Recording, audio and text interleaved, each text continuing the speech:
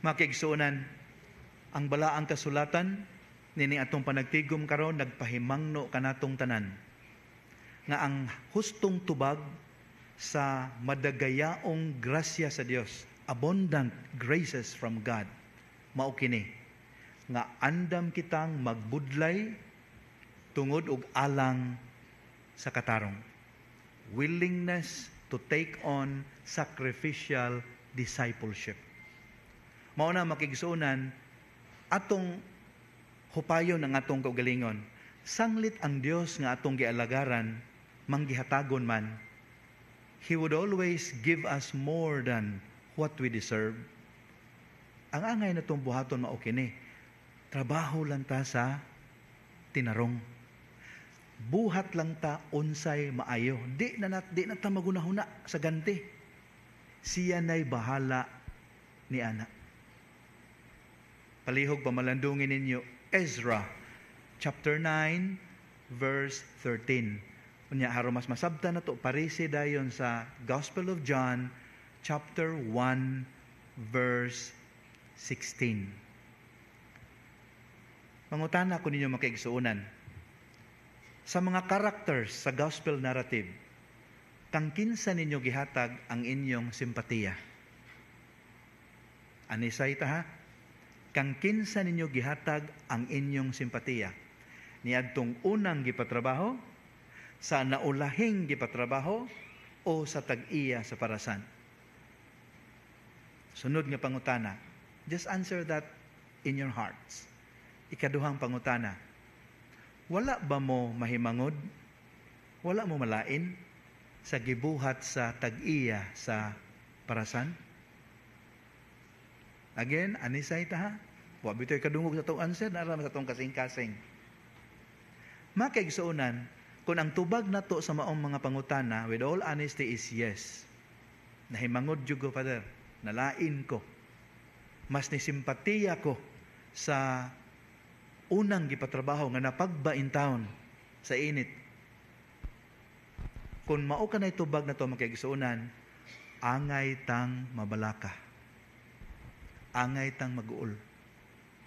I would even dare to say, angay tang mahadlok. Ug busa kinahanglang mamalandong ug magampo. Nganuman, kana siya timailhan, sure sign sa usa ka symptom nga worse pa sa COVID. Symptom na siya nga kita gitakbuya na sa one of the deadly sins kanang gitawag nato kasina. Murag wa man tingay wa takbuye diri, hasta ning gatabi diri sa tubangan. Naagid ana makigsuunan. Kasina, envy. Kini ang naghari sa kasing-kasing ni adtong unang gipatrabaho. Ngano nakaingon ko ni ana, tanawa ra gud. Imbis magpasalamat sila nga gitagaan sila trabaho ni adtong adlaw, wa na nila hunahunaan na. Nahigot sila sa matud pa sa ka-expert sa kasulatan, nahigot sila, na-obsess sila sa arithmetic of strict justice. Unsay angay nako, ihatag yun nimo kanako. Nagitagaan ba sila? Kabantay mo? Gitagaan ba sila? Unya nganong nagbagot-bot man sila? Tungod sa kasina. Kung naminaw ta pag-ayo, wa man sila mingon, nganong gitagaan man minimo og 1 denarius only. Wala. Ang ilang giingon, nganong giparihan nimo og tratar ang mga tao nga ulahi mong gipatrabaho sa amoa. Why do you put them at par with us? Kuyaw din kasina makigsuunan, di ta gusto nga matupngan, di ta gusto nga malabwan, niya worse pag yun, di ta gustong maalkanse bisag wa tay puhunan. Kuyaw gyuding taong masinahon makigsuunan. Tanawa, imbis malipay sila nga muuli sa ila nga naa sila ikatunol ngadto sa ilang banay aron makapalit og pagkaon, nawa ang ilang kalipay, napulihan og kahimangod, resentment, bitterness, kalagot. Mao dinhi bation sa tao nga masinahon. Envious people are never happy. Ngano man, when they see others succeed, they look at it as their failure. Ang kabuang. When others are blessed, para nila nakuhaan sila. Oh, kaya bag.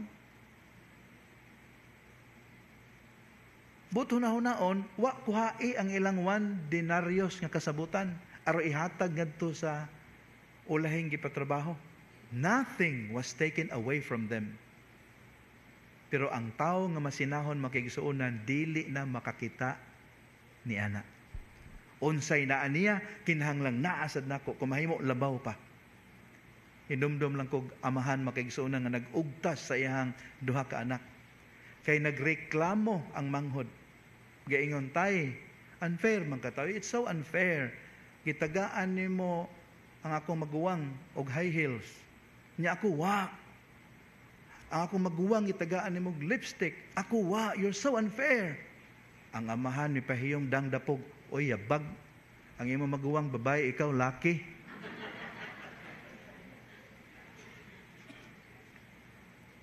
Dali kita mingon, it's unfair. Pero kung buto na hunaon ba ang makigsunan, many things, many good things that we receive, we do not deserve. Think of the many failures we have in life. Think of the many sins we have against God. Nga kung strict justice, arithmetic of strict justice ang gamiton, ahagbaya rata. Ipangkilata na ba kata, gipamputla na tagkamot, gipangbutaan na ta, pero wala na buhatan ni Lord. He does not give us what we deserve most of the times. He gives us out of His compassion and mercy, which is always abundant, more than what we deserve. Makiigsuonan, naiusa ka biblical commentary nga ganahan kay ko sa iyang pamalandong ning ebanghelyo ha karon. Ingon siya, ato ako nung osmon o gamay ang istorya. Kung kadto ko nung unang gipatrabaho, ila pa untang giisip ko nudtong mga ulahing gipatrabaho nga kabahin sa ilang pamilya, ilang igsuon ba kaha, ilang amahan, ilang inahan, lahi unta ilang bation. Nganuman, inighapon na, inigkadawat nila sa 1 denaryos, niya nakaamgo sila nga ang ila po daing kapamilya, bisag mubo ra ang trabaho, gitagaan pug 1 denaryos ang matag-usa, ilaha pong ikalipay og apil. It would have been different. Sa ato pa, usa di ay kay antidote sa envy is to consider other people as part of us. So that we start to pray for them what we pray for ourselves. We start to wish for others what we wish for ourselves.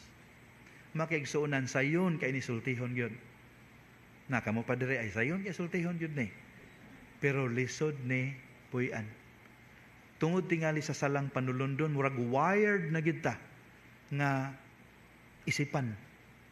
Wired na ta nga murag magtan-aw gyud nya di gyud ta magpabintaha. Nga tungod ni ana gamay lang butang nga likoy problemado gyud. Suway ninyo gamit ni kamong naay mga negosyo, suway ninyo gamit ning gibuhat sa Ginoo dinhi ngadto sa inyong negosyo. Di ba maabot mog dole? Unfair labor practice. So this has nothing to do with labor practice. Lahi ang mensahe sa ebanghelyo. Unsa man ang kamanggihatagon sa Dios. Nga ang kaluwasan day makigsunan, di gyud nato ma-earn maingon tang punga. We cannot deserve salvation. No. Yes, we can work all day, mapagbata sa kainit, paningkamot ug binuotan. Pero in the end, kung walay grasya sa Dios, we will never deserve heaven. Kana mo'y punto. Bisan pag ulahina, miabot ang atong kaamgo. Bisag late na ang atong pagbalik sa Ginoo tungod kay nagdaphag ta sa batan-on pa ta, maghatag na tug paglaom nga basta mitubag lang ta, unya naningkamot nga maghinulsol, magtinarong, tagaan ta sa samang ganti ni adtong sayo niyang gitawag. Makigsuonan ini atong panagtigom karon atong hangyoon ang Ginoo. Lord, Ayaw gyud tuguti in town nga kaning kasina maghari sa kong kasing-kasing. Take away from me, O Lord, kanang scarcity mentality. Kana ganing magkompetensya kanunay, competitive kanunay. I see others as competitors instead of companions, Lord. Ayaw itugot na nga maghari sa kong kasing-kasing. Lord, do not allow me to grumble against you because of my envy. Instead, let me be grateful to you sa kanunay, sa tanang mga grasya, madagko ug magamay, mga grasya nga in disguise nga akong nadawat. Ug nining paagiha, I will be happy.